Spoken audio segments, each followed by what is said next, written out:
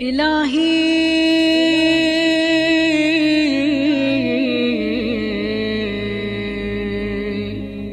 ما أنا بأول من عصاك فتبت علي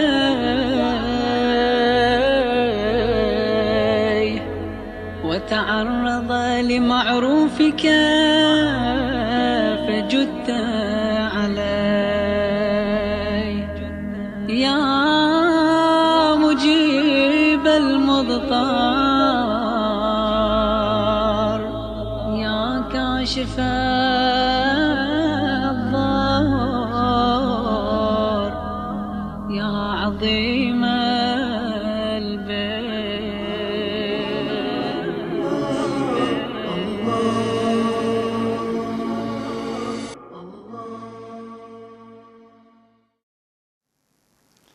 أعوذ بالله السميع العليم من الشيطان اللعين الرجيم. بسم الله الرحمن الرحيم. الحمد لله رب العالمين ولا حول ولا قوة إلا بالله العلي العظيم. Mes chers frères et sœurs, assalamu alaikum wa rahmatullahi ta'ala wa barakatuh. Nous sommes dans le cadre de l'enseignement du dogme islamique. Mes chers frères et sœurs, nous avons commencé à parler de la résurrection. Nous avons essayé effectivement avec le temps qui nous était imparti de définir la résurrection, et aussi nous avons commencé à parler de la nécessité de la résurrection. Nous avons parlé qu'en ce qui concerne la résurrection, mes chers frères et sœurs, c'est un thème aussi très important qui est lié à la foi musulmane, et pas seulement musulmane, mais aussi à la foi de toutes les religions célestes. Mes chers frères et sœurs, tout le monde parle réellement de la résurrection, parce qu'ici trouve réellement la manifestation de la justice divine, la manifestation réellement le sens réel de cette vie. Donc, mes chers frères et sœurs, il y a cela lorsque nous en serons de parler, parce que cela fait le fait de parler de la résurrection accroît notre foi et sécurise réellement notre foi. Donc, mes chers frères et sœurs, et nous avons essayé de parler dans l'émission parce que il y a, lorsqu'on parle de la résurrection, il y en a certains qui se sont opposés à la résurrection et qu'on appelle aujourd'hui, c'est-à-dire que l'école philosophique des matérialistes qui parle que tout est limité à la matière et tout ce qui est spirituel qu'au-delà de matière n'existe pas, et ils essaient de nier l'existence de toutes ces choses et contester même. Donc, mes chers frères et sœurs, il est important, ceux-là, ils ont essayé de mettre cette idéologie en place. Je voulais dire que cette idéologie n'est pas née seulement que quelques siècles, non, c'est né avec l'avènement de l'islam. Il y a les mécréants qui ne croyaient pas réellement à la résurrection. Ils ont posé beaucoup de problématiques concernant cette question, et ils ont essayé de dire que inna hiya illa hayatuna dunya, et c'est notre vie ici-bas, et namutu wa nahya. On meurt, il y en a qui meurent, il y en a qui vivent réellement, et nous ne serons pas ressuscités. Il n'y a pas de résurrection après cette vie-là. C'est une vie qui, lorsqu'on meurt, est tout fini, et comme si rien n'était. Donc, mes chers frères et sœurs, cela s'est passé avec les mécréants, mais à côté, à l'opposé de cette idéologie, il y a cette idéologie prophétique que les prophètes sont venus essayer de nous annoncer d'abord l'existence d'un Dieu qui est d'abord au-delà du matière, ou aussi la prophétie du prophète Mohammed sallallahu alayhi wa sallam, ou aussi l'enseignement prophétique qui se manifeste réellement dans la révélation, et cette révélation qui s'est fait par l'entremise réellement de l'ange Gabriel, et tout ça est lié, n'est pas lié aux matières. Il y a certaines choses qui nous entourent, mes chers frères, que nous ne pouvons pas toucher, qui n'est pas lié aux matières. Et donc, le fait de parler du matérialisme concernant ce sujet-là, mes chers frères, c'est tout à fait insensé. Dans cette vie, on a deux catégories de vie. Il y a cette vie qui est aussi physique, il y a l'autre qui est spirituelle. Donc, ils ont essayé de négliger cette vie spirituelle, mais les prophètes sont venus réellement nous enseigner cette vie aussi spirituelle et aussi matérielle. Donc, la vie spirituelle qui est liée avec la vie matérielle. Lorsque vous prenez aussi le Coran, vous allez trouver réellement Ya ayyuhalladhina amanu aqimus salah. Donc, lorsque vous avez embrassé l'islam, la foi d'abord, ce n'est pas matériel, c'est tout à fait spirituel. Et aussi de l'autre côté, essayez de manifester cette foi, mes chers frères et sœurs, dans le physique, qui est d'abord composé de la spiritualité aussi, le côté physique. La prière se fait avec ce corps-là, avec des mouvements bien définis qui sont réellement sensés, et derrière ces mouvements, il y a toute une philosophie, un enseignement aussi très correct de la part d'Allah subhanahu wa ta'ala. Donc mes chers frères et sœurs, il est tellement sage, donc tout ce qu'il fait est en accord avec la sagesse et sa sagesse divine. Donc, mes chers frères et sœurs, dans ce sens-là, il est important que les prophètes puissent venir essayer de s'opposer à cela, à cette idéologie, et nous enseigner réellement la résurrection. La résurrection nous apporte, mes chers frères et sœurs, beaucoup de choses. Ça fait que, nos chers frères et sœurs, lorsque nous sommes dans cette vie, on sait réellement qu'il y a une vie après la mort. Et l'objectif de cette vie, ce n'est rien d'autre que de faire manifester cette justice qu'Allah subhanahu wa ta'ala nous a promis, la justice divine absolue. Donc, cette justice partielle que nous avons, mes chers frères, ce sont des justices aussi qui ne sont pas justes. Donc, mes chers frères et sœurs, l'être humain attend toujours, parce qu'aujourd'hui, vous allez trouver qu'on peut juger quelqu'un aujourd'hui condamné à mort, et après quelques mois et quelques années, on revient sur les dossiers, on aussi réclame, on proclame réellement l'erreur commise pendant les jugements précédents. Donc, mes chers frères et sœurs, l'être humain, il n'est pas parfait dans tout ce qu'il fait, il est imparfait.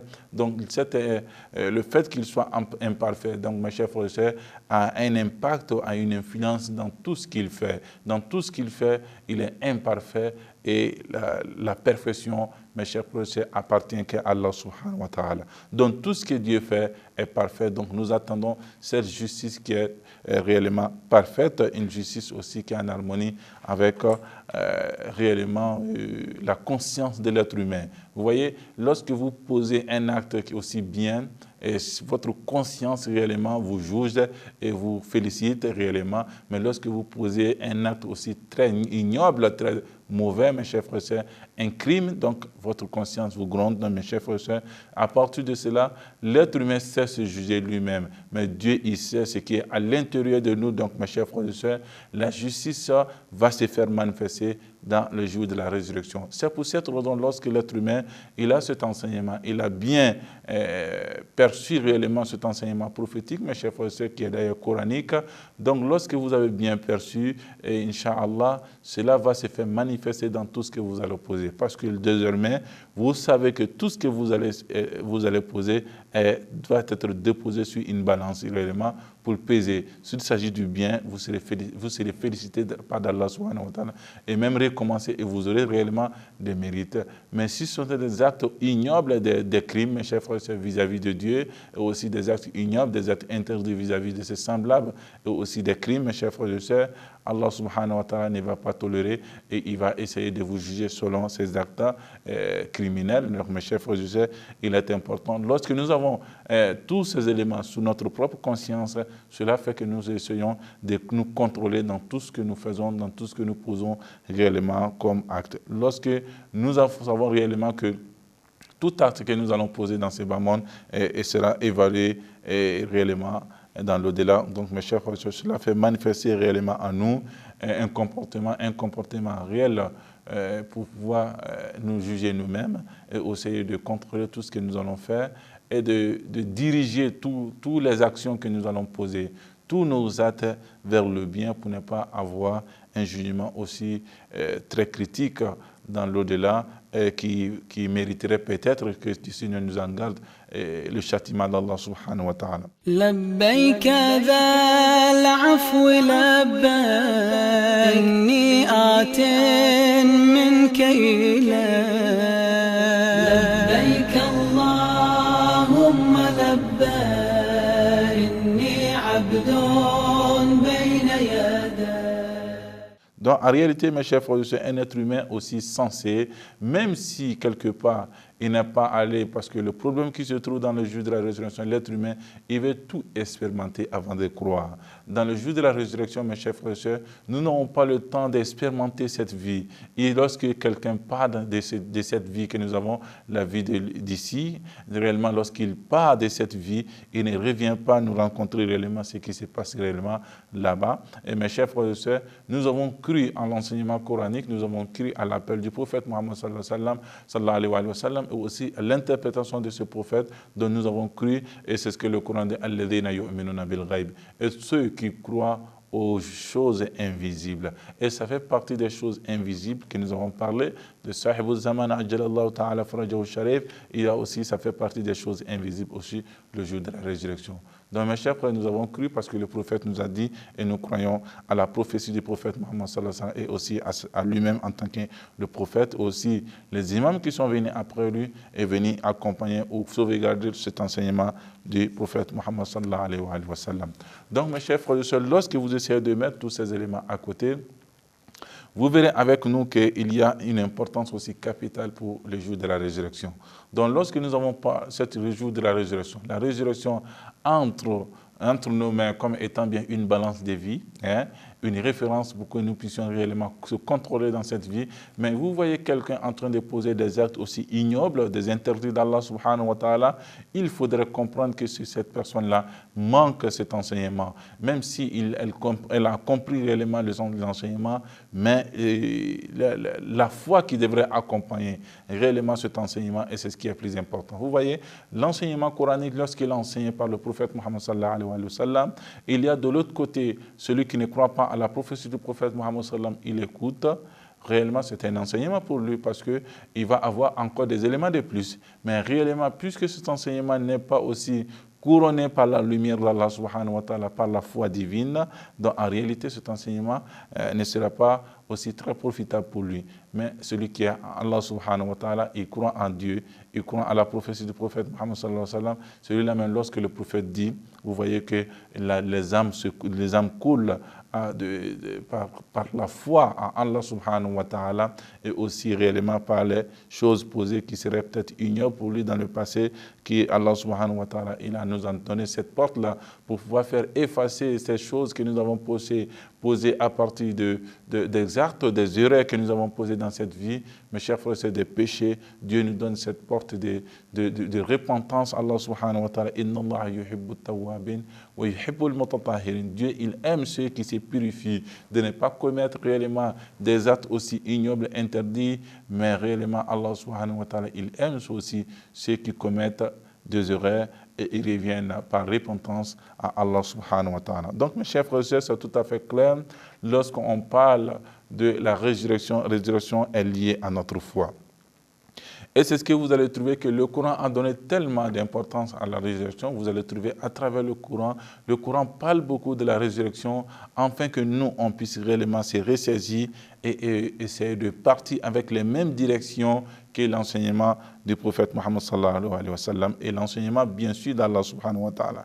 Et c'est ce que vous allez trouver réellement dans le Saint-Coran pour dire que le jour de la résurrection est lié, il a une liaison aussi très coordonné avec la foi musulmane et vous allez trouver que le Coran nous dit وَالَّذِينَ يُؤْمِنُونَ بِمَا أُنزِلَ إِلَيْكَ وَمَا أُنزِلَ مِنْ قَبْلِكَ وَبِالْآخِرَةِ هُمْ يُوقِنُونَ. Et ceux qui croient réellement وَالَّذِينَ يُؤْمِنُونَ بِمَا أُنزِلَ إِلَيْكَ, qui croient à ce qui a été révélé à toi, au le prophète Mohammed sallallahu alayhi wa sallam, وَمَا أُنزِلَ مِنْ قَبْلِكَ, au livre qui a été révélé au précédent, donc réellement aussi, croient aussi au prophète précédent et à toi, le prophète Mohammed sallallahu alayhi wa sallam, et ils ont aussi cette certitude réellement au jour de la résurrection, le dernier jugement. Donc ça fait partie, mes chers frères, qui est lié à notre foi. Vous voyez, lorsqu'on parle de la foi, c'est d'abord la prophétie, il faut l'accepter en tant que le prophète. Donc lorsqu'on accepte comme étant bien le prophète, Mohammed sallallahu alayhi wa sallam étant bien notre prophète, le dernier des prophètes, mes chers frères, cela a une liaison avec la croyance en Dieu. Nous devons aussi croire en Dieu, nous devons croire aussi à la révélation, ce qui a été révélé au prophète Mohammed sallallahu alayhi wa sallam, qui est le Coran. Et il y a aussi les livres qui l'ont précédé, les prophètes qui ont précédé, même si ces livres ont été falsifiés aujourd'hui, mais les prophètes, nous devons croire réellement aux prophètes précédents. إن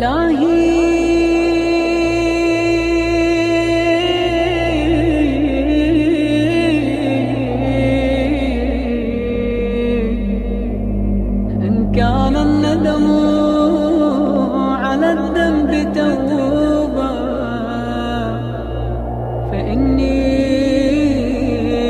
وعزتك من النادمين.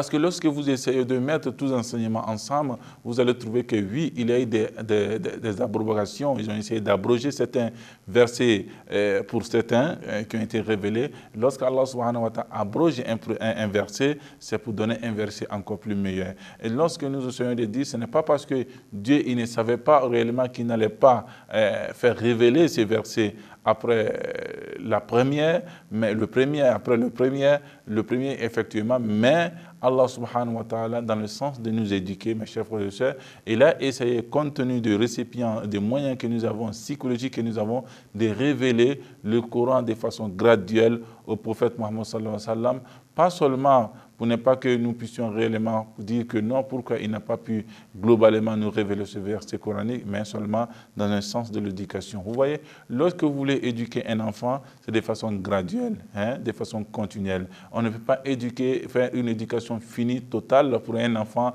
à l'âge de 7 ans, à l'âge de 10 ans, non.